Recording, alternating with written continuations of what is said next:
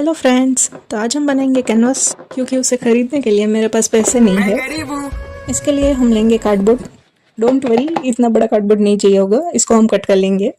आपको जितना छोटा या बड़ा कैनवास बनाना हो उसके हिसाब से कार्डबोर्ड को कट करना।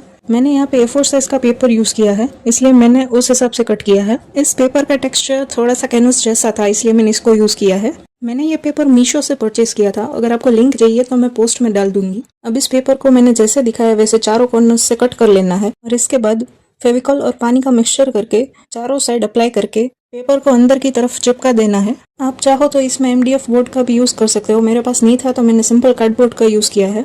और फिर पीछे कार्डबोर्ड को कवर करने के लिए हम पेपर को कट करके पेस्ट कर देंगे और ये हमारा सस्ता कैनवास रेडी है। अगले वीडियो में हम इसी में पेंटिंग बनाएंगे।